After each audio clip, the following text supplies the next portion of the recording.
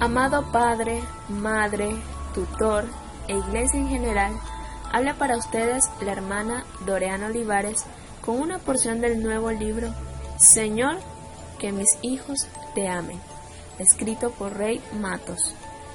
En el día de hoy estaremos iniciando con el capítulo 3, título Los padres, la imagen de Dios, parte A. Entonces dijo Dios: hagamos al hombre a nuestra imagen, conforme a nuestra semejanza, y señoree en los peces del mar, en las aves de los cielos, en las bestias, en toda la tierra, y en todo animal que se arrastra sobre la tierra. Y creó Dios al hombre a su imagen, a imagen de Dios lo creó, varón y hembra los creó. Génesis 1, 26 al 27. ¿Sabe usted quiénes son los primeros que descubren que fuimos hechos a imagen y semejanza de Dios? Nuestros hijos. Estoy muy convencida de que si alguien tiene la capacidad de discernir a Dios más que nadie, son los niños, pues todavía no han sido contaminados por el pecado. La conciencia de origen está todavía muy fresca. Los más capacitados para entender el corazón de Dios y reconocer los principios del reino de los cielos son ellos. Si alguien tiene la capacidad de distinguir la firma estampada por el Creador en la vida de sus padres, son los niños. Cuando nuestros hijos llegan al mundo, recién han sido formados por la mano de Dios. Veamos. Porque tú formaste mis entrañas, tú me hiciste en el vientre de mi madre. Te alabaré, porque formidables, maravillosas son tus obras. Estoy maravillado, y mi alma lo sabe muy bien. No fue encubierto de ti mi cuerpo, bien que en oculto fui formado, y entretejido en lo más profundo de la tierra. Mi embrión vieron tus ojos. Salmos 139, 13 al 16. Los primeros que descubren la gran verdad de que hemos sido hechos a imagen y semejanza de Dios son nuestros hijos. Esto conlleva una gran responsabilidad, ya que el primer concepto consciente de Dios que los niños desarrollan después de nacer somos nosotros. Luego de abrir sus ojos, lo más parecido a Dios que ellos visualizan somos nosotros. Cuando en su limitada conciencia ellos comienzan a escuchar el término Dios, el reflejo eres tú, para bien o para mal. Esto es una gran bendición, porque en la medida que proyectamos a Dios en la integridad de su verdadera imagen y semejanza, ellos obtendrán la imagen correcta del Dios verdadero. Si yo distorsiono esa figura, puede resultar muy peligroso, ya que los niños podrían conocer a Dios, pero tendrán una impresión equivocada de Él. Ese es el concepto que ellos van a desarrollar de Dios, la imagen fiel o distorsionada que tú y yo hemos reflejado de Él. Para nuestros hijos, Dios es una idea que se plasma y se hace palpable en la imagen de su papá y de su mamá. Ellos sabrán cómo es Dios por lo que vean en nosotros. En su percepción inconsciente pensarán: Dios es como papá, Dios es como mamá. ¡Qué responsabilidad más grande! No aceptar esta verdad te pondrá en el gran riesgo de no poder preservar para la eternidad el tesoro más grande que tienes en la vida, tus hijos. Por esta razón, no puedo enfatizar más la importancia de que los padres divorciados o los padres de relaciones fuera de matrimonio o madres solteras, hasta donde esté a su alcance, hagan lo posible en Dios por mantener relaciones cordiales con la otra parte. Los hijos no pueden separar el concepto papá-mamá como lo hacemos nosotros los adultos, que resolvemos el problema por la vía del divorcio o por la vía de la sustitución del compañero o compañera. Los hijos no pueden hacer esto porque siempre, toda la vida, mi papá y mi mamá siempre serán mis padres y nada puede cambiar eso. Lo vemos todavía más claro en aquellos casos donde los hijos fueron criados por padres sustitutos o adoptivos. En la mayoría de los casos buscarán conocer, aunque sea por curiosidad, a la persona que les engendró. En los casos donde la relación se tuvo que romper irremediablemente y la relación cordial no puede continuar, ya sea por prudencia o por seguridad, nunca debemos hablarles mal a nuestros hijos de su padre o madre, porque dejará una tristeza, una sensación de fracaso de la cual ellos no son responsables. Pero, como su identidad, su razón de ser, su origen, vienen de esa unión, irremediablemente se sentirán tristes y fracasados si todavía escuchan y ven actitudes hostiles hacia uno de sus progenitores. No es bueno para ellos escuchar hablar mal de sus padres con otros adultos porque aún de lejos sufren vergüenza. Por favor, por amor a sus hijos, cuídense de esto. Ser espiritual no lo es todo. Ser una persona muy espiritual no implica que serás de buena influencia para tus hijos. Hola, ¿estás ahí? Repito, el hecho de que seamos muy espirituales no significa que seremos de una buena influencia, porque si soy espiritual, pero mi comportamiento como esposo o esposa y como madre o padre no es positivo, estaré proyectando una imagen distorsionada de la verdadera espiritualidad. Nos ven adorando profundamente, leyendo la Biblia intensamente, congregándonos fielmente y nos oyen hablando de Dios con gran denuedo. Pero como padres somos un fracaso. Probablemente como esposos somos un fracaso también, pero escondemos nuestro fracaso detrás del manto de la espiritualidad. Todo esto es lo que los niños conjugarán en su mente y desarrollarán una percepción equivocada de lo que es Dios, basado en lo que han visto. Ese Dios de serias inconsistencias es al que van a adorar e imitar. Los niños más sinceros y transparentes aborrecerán esto y también aborrecerán a Dios. Serán juzgados como rebeldes, pero en realidad son niños tan genuinos que no tolerarán las apariencias y se rebelarán contra la hipocresía de los adultos. Los padres somos responsables de la imagen que los hijos desarrollen de Dios. Lo que observen, sea bueno o sea malo, es nuestra responsabilidad. Por más que nosotros le enseñemos la palabra, por más que les enseñemos Biblia, ellos terminarán haciendo lo mismo que nosotros hacemos. Ellos no entenderán la doctrina de Cristo ni la creerán tal como está escrita, hasta que vean los frutos de Jesús en nosotros. Estos frutos demostrarán la verdad que pretendemos enseñarles. Sigamos el ejemplo de Dios. ¿Cómo mostró Dios su gloria? ¿Cuál fue el plan diseñado para que pudiéramos conocerlo? Mientras Dios se manifestaba en la columna de humo y fuego, nubes y relámpagos, en hechos sobrenaturales, no muchos se rindieron a Él, solo 2 o 3 personas. Solo unos cuantos tuvieron el privilegio de conocerle tal como es Él, como producto de la manifestación de su gloria. La gran mayoría de las personas no pudieron conocerlo ni acercarse a Él. ¿Sabes cómo Dios se dio a conocer y se hizo más efectiva su revelación? Cuando se hizo carne, cuando se hizo hombre, cuando bajó a nuestro nivel y nos enseñó a vivir.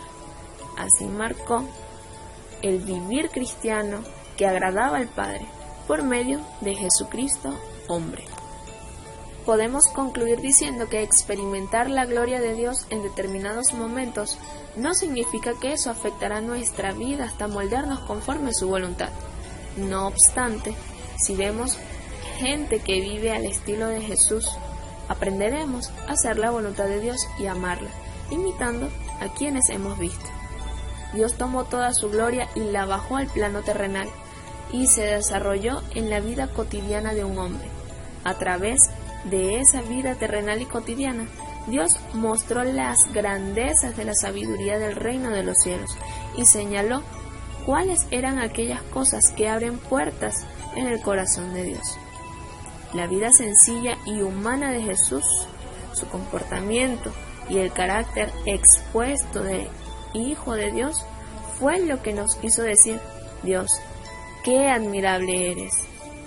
Yo quiero servirte. La historia del mundo no había sido transformada hasta que la vida terrenal de un hombre sencillo mostró la gloria de Dios. A partir de ahí, muchedumbres por millares lo han seguido. Este principio es el mismo que Dios quiere que nosotros sigamos para cautivar el corazón de nuestros hijos. Para que ellos se acerquen a Dios para adorarle en espíritu y en verdad, tiene que parecerles interesante, tiene que resultarles apetecible, tienen que entenderlo intelectual y emocionalmente. Nadie ama así porque sí. Durante toda mi niñez, escuché que había que amar a Dios sobre todas las cosas y yo lo repetía. Hay que amar a Dios sobre todas las cosas. Aunque esto declaraba mi boca, en lo íntimo de mi corazón yo sabía que no amaba a Dios. Ya me costaba trabajo amar a mis padres. ¿Iba yo a amar a Dios? Lo que reflejemos de Dios acercará o alejará a nuestros hijos de Él. No entendía esto tan radicalmente como cuando mi hija nació. Todos sabemos que cada hijo es bien especial, pero el primero, el hijo que te hizo padre, te ofrece unas experiencias y nuevos sentimientos nunca antes vividos. El nacimiento de mi hija cambió mi vida. Recuerdo haber trabajado intensamente ayudando a mi esposa en aquel parto. El bebé estaba coronando. Podía observar su cabeza llena de cabellera. Comencé a emocionarme por la maravilla de un bebé en pleno nacimiento. Instantes después, nació aquella hermosa criatura, tan tierna, tan gordita. El médico la tenía en sus manos y yo estaba ansioso por tomarla entre las mías. En ese momento, de mi corazón saltó una oración, un clamor a Dios. Señor, yo quiero que mi hija te ame, quiero que te sirva. Cuando la tomé en mis brazos, bajó como un relámpago la respuesta de Dios a mi corazón. El Señor me dijo, en gran medida dependerá de ti que ella me conozca. A medida que reflejes a Cristo en tu vida, ella me amará y me servirá. En ese momento no pude contener las ganas de llorar.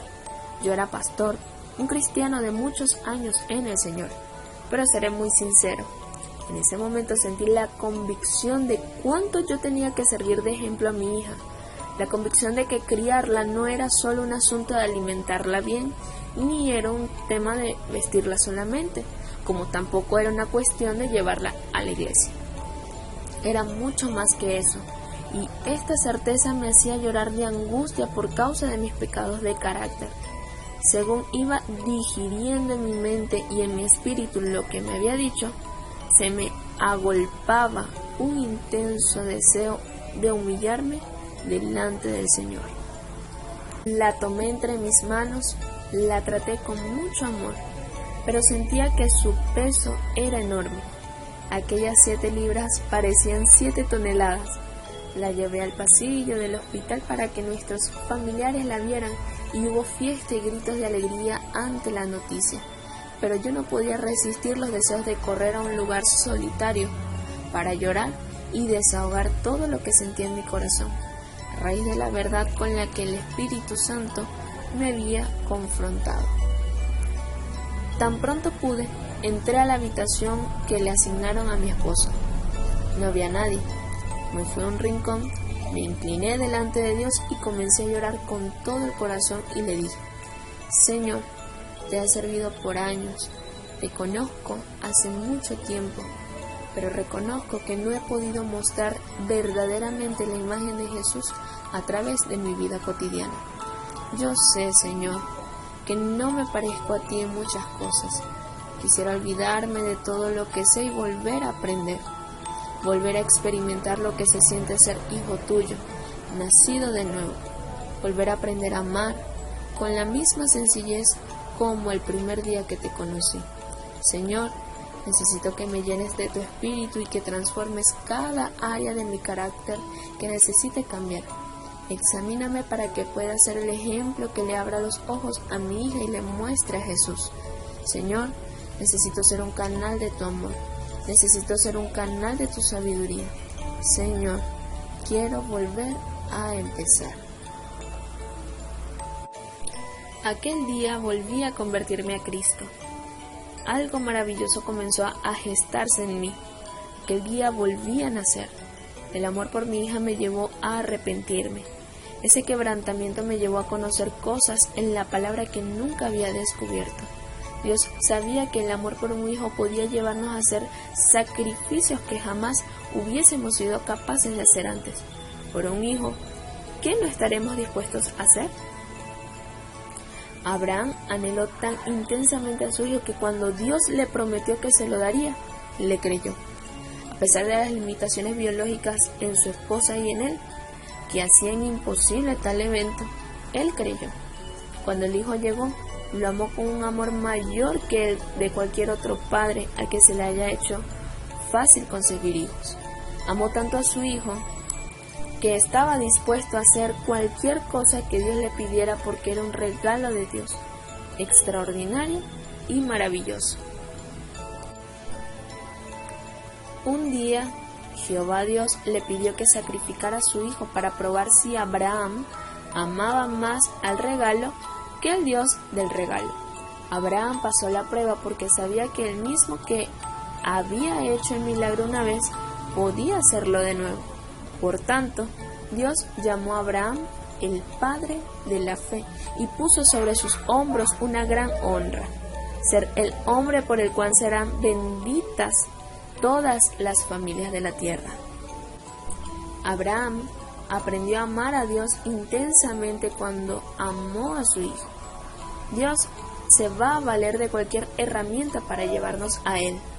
A Dios no le importa usar a nuestros hijos para enseñarnos cómo amarle más a Él.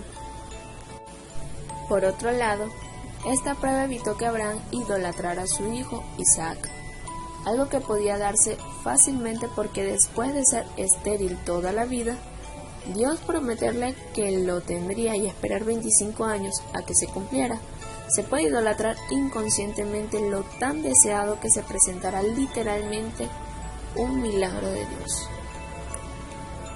Al tener que sacrificarlo en ese momento, Abraham entendió que Dios le podía quitar todo aquello que pudiera separarlo o alejarlo de Dios. Isaac, sin querer, podía ser ese obstáculo para que Abraham no pudiera seguir creciendo en la fe. Pero en la prueba le enseñó que ninguna bendición de Dios puede sustituir a Él en nuestras vidas.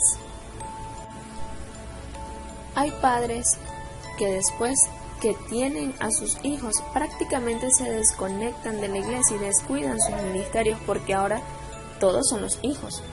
Sienten que son tan responsables delante de Dios de criarlos que descuidan lo más importante, nuestra relación con Dios y nuestro llamado a servirle. Cuídense de eso. Comencé a ministrarle desde el primer día. La llegada de nuestra hija revolucionó mi vida. Ella provocó un avivamiento espiritual en mí. Recuerdo lo emocionante que fue regresar a nuestro hogar con nuestra hija Frances. Cuando llegamos a casa, mi esposa Mildred acomodó a la niña en el Moisés y se fue a hacer algo en la cocina. Cuando regresó a la habitación, me encontró al lado del Moisés, leyéndole la palabra a Frances y ministrándole de 2 días de vida. Me miró y se echó a reír diciéndome, ¿estás loco? Acaba de nacer y ¿tú ya le estás predicando? Entonces respondí, tal vez es cierto que esto parece una locura, pero creo que la palabra de Dios es espíritu. Y aunque Frances no la entienda, ella recibirá el espíritu de la palabra. Y la bendición que ella acarrea empezará a fluir en su espíritu. Si ella será bendecida en su espíritu, vale la pena que le ministre. Así es que seguiré hablándole de la palabra, aunque ella no la entienda intelectualmente. Mi esposa lo entendió tan bien que si veía que pasaba un día y al llegar la noche yo no me había sentado a ministrar a Frances, me lo recordaba. Esta práctica se convirtió en una dinámica de fe tan tremenda que en cierta medida supimos que algo hermoso ocurriría en la vida de nuestra hija. Grandes cambios empezaron a suceder en nosotros y sabíamos que eso era parte de la obra de Dios para lograr ganarla para Cristo. Dios abrió nuestro entendimiento en cuanto al aspecto del modelaje. Esto es el método principal para criar a un hijo, el modelaje. Oremos. Señor Jesús, te alabamos y te glorificamos y aún te agradecemos porque tu palabra nos viene a renovar, porque tú nos hablas, Señor, por canales. Señor Jesús, gracias porque tú nos estás mostrando que debemos ser como tú, como tutores, como padres. Señor Jesús, en todos los roles de nuestra vida debemos buscar mostrar esa imagen y esa semejanza del verdadero Dios. Sigue limpiándonos, síguenos transformando, renuévanos, Señor, cada día. Gracias porque tu misericordia es nueva cada mañana y todos los días nos das una nueva oportunidad. Señor Jesús, gracias porque tú nos perfeccionas. Aún sigue trabajando en la vida de cada persona que escucha estos círculos de lectura. Alabado sea, Señor. Amén. Si ha sido de tu agrado este podcast, dale like, comenta y comparte con otros para que también sean ayudados en esta gran labor.